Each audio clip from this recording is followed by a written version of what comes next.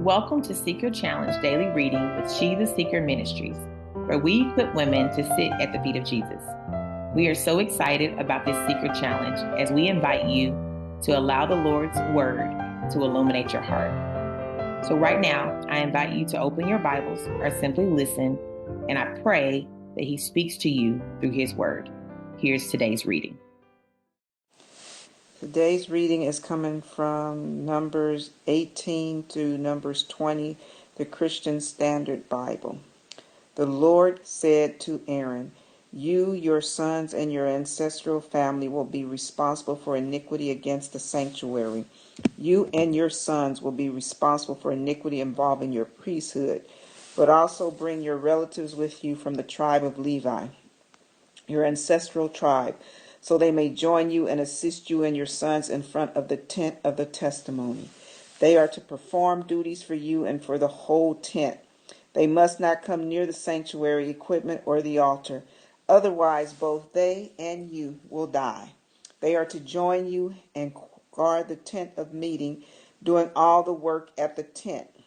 But no unauthorized person may come near you. You are to guard the sanctuary and the altar so that wrath may not fall on the Israelites again. Look, I have selected your fellow Levites from the Israelites as a gift for you, assigned by the Lord to work at the tent of meeting. But you and your sons will carry out your priestly responsibilities for everything concerning the altar and for what is inside the curtain, and you will do that work. I am giving you the work of the priesthood as a gift, but an unauthorized person who comes near the sanctuary will be put to death." Then the Lord spoke to Aaron, "Look, I have put you in charge of your contributions, the contributions brought to me. As for all the holy offerings of the Israelites, I have given them to you and your sons as a portion and a permanent statute. A portion of the holiest offerings kept from the fire will be yours. Every one of their offerings that they give me, whether the grain offering, sin offering, or guilt offering, will be most holy for you and your sons. You are to eat it as a most holy offering. Every male may eat it. It is to be holy to you. The contribution of their gifts also belongs to you. I have given all the Israelites presentations, offerings to you and to your sons and daughters as a permanent statute. Every ceremonially clean person in your house may eat it. I am giving you all the best of the fresh oil, new wine, and grain, which the Israelites give to the Lord, and their first fruits. The first fruits of all that is in their land, which they bring to the Lord, belong to you. Every clean person in your house may eat them. Everything in Israel that is permanently dedicated to the Lord belongs to you. The firstborn of every living thing, human or animal, presented to the Lord belongs to you. But you must certainly redeem a human firstborn and redeem the firstborn of an unclean animal. You will pay the redemption price for a month-old male according to your assessment, 5 shekels of silver by the standard sanctuary shekel, which is 20 gerahs. However, you must redeem the firstborn of an ox, a sheep, or a goat. They are holy. You are to splatter their blood on the altar and burn their fat as a food offering for a pleasing aroma to the Lord. But their meat belongs to you. It belongs to you like the breast of the presentation offering and the right thigh. I give to you and to your sons and daughters all the holy contributions that the Israelites present to the Lord. As a permanent statute, it is a permanent covenant of salt before the Lord for you as well as your offspring. The Lord told Aaron, "You will not have an inheritance in their land. There will be no portion among them for you. I am your portion and your inheritance among the Israelites. Look, I have given the Levites every tenth in Israel as an inheritance in return for the work they do, the work of the tent of meeting. The Israelites must never again come near the tent of meeting, or they will incur guilt and die. The Levites will do the work of the tent of meetings, and they will bear the consequences of their iniquity. The Levites will not receive an inheritance among the Israelites. This is a permanent statute throughout your generations. For I have given them the tenth that the Israelites present to the Lord as a contribution for their inheritance. That is why I told them that they would not receive an inheritance among the Israelites. The Lord instructed Moses, "Speak to the Levites and tell them, when you receive from the Israelites the tenth that I have given you as your inheritance, you are to present part of it as an offering to the Lord. A tenth of the tenth. Your offering will be credited to you as if it were your grain from the threshing floor or the full harvest from the winepress. You are to present an offering to the Lord from every tenth you receive from the Israelites.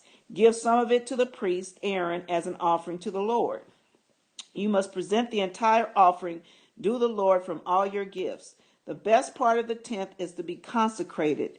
Tell them further. Once you have presented the best part of the tenth, and it is credited to you, Levites, as the produce of the threshing floor or the winepress, then you and your household may eat it anywhere. It is your wage in return for your work at the tent of meeting. You will not incur guilt because of it once you have presented the best part of it, but you must not defile the Israelites' holy offerings so that you will not die. The Lord spoke to Moses and Aaron. This is the legal statute that the Lord has commanded. Instruct the Israelites to bring you an unblemished red cow that has no defect and has never been yoked. Give it to the priest Eleazar, and he will have it brought outside the camp and slaughtered in his presence. The priest Eleazar is to take some of its blood with his finger and sprinkle it 7 times toward the front of the tent of meeting. The cow is to be burned in his sight. Its hide, flesh, and blood are to be burned along with its waste. The priest is to take cedar wood, hyssop, and crimson yarn and throw them into the fire where the cow is burning. Then the priest must wash his clothes and bathe his body in water. After that he may enter the camp, but he will remain ceremonially unclean until evening. The one who burned the cow must also wash his clothes and bathe his body in water, and he will remain unclean until evening. A man who is clean is to gather up the cow's ashes and deposit them outside the camp in a ceremonially clean place. The ashes will be kept by the Israelite community for preparing the water to remove impurity. It is a sin offering. Then the one who gathers up the cow's ashes must wash his clothes, and he will remain unclean until evening. This is a permanent statute for the Israelites and for the alien who resides among them. The person who touches any human corpse will be unclean for 7 days. He is to purify himself with the water on the 3rd day and the 7th day. Then he will be clean. But if he does not purify himself on the 3rd and 7th days, he will not be clean. Anyone who touches a body of a person who has died and does not purify himself defiles the tabernacle of the Lord. That person will be cut off from Israel. He remains unclean because the water for impurity has not been sprinkled on him, and his uncleanness is still on him. This is the law. When a person dies in a tent, everyone who enters the tent and everyone who is already in the tent will be unclean for 7 days, and any open container without a lid tied on it is unclean. Anyone in the open field who touches a person who has been killed by the sword or has died, or who even touches a human bone or a grave, will be unclean for 7 days. For the purification of the unclean person, they are to take some of the ashes of the burnt sin offering, put them in a jar, and add fresh water to them. A person who is clean is to take hyssop, dip it in the water, and sprinkle the tent, all the furnishings, and the people who were there. He is also to sprinkle the one who touched a bone, a grave, a corpse, or a person who had been killed. The one who is clean is to sprinkle the unclean person on the 3rd day and the 7th day. After he purifies the unclean person on the 7th day, the one being purified must wash his clothes and bathe in water, and he will be clean by evening. But a person who is unclean and does not purify himself, that person will be cut off from the assembly because he has defiled the sanctuary of the Lord. The water for impurity has not been sprinkled on him. He is unclean. This is a permanent statute for them. The person who sprinkles the water for impurity is to wash his clothes, and whoever touches the water for impurity will be unclean until evening. Anything the unclean person touches will become unclean, and anyone who touches it will be unclean until evening. The entire Israelite community entered the wilderness of Zin in the first month, and they settled in Kadesh. Miriam died and was buried there. There was no water for the community, so they assembled against Moses and Aaron. The people quarreled with Moses and said, "If only we had perished when our brothers perished before the Lord. Why have you brought the Lord's assembly into this wilderness for us and our livestock to die here? Why have you led us up from Egypt to bring us to this evil place? It's not a place of grain, figs, vines, and pomegranates, and there is no water to drink." Then Moses and Aaron went from the presence of the assembly to the doorway of the tent of meeting. They fell face down, and the glory of the Lord appeared to them. The Lord spoke to Moses, "Take the staff and assemble the community. You and your brother Aaron are to speak to the rock while they watch, and it will yield its water. You will bring out water from the rock, and provide drink for the community and their livestock." So Moses took the staff from the Lord's presence, just as he has commanded him. Moses and Aaron summoned the assembly in front of the rock, and Moses said to them, "Listen, you rebels, must we bring water out of this rock for you?" Then Moses raised his hand and struck the rock twice with his staff, so that abundant water gushed out, and the community and their livestock drank. But the Lord said to Moses and Aaron, "Because you did not trust me to demonstrate my holiness in the sight of the Israelites, you will not bring this assembly into the land I have given them. These are the waters of the Meribah, where the Israelites quarreled with the Lord, and he demonstrated his holiness to them." Moses sent messengers from Kadesh to the king of Edom. "This is what your brother Israel says. You know all the hardships that have overtaken us. Our ancestors went down to Egypt, and we lived in Egypt many years. But the Egyptians treated us and our ancestors badly.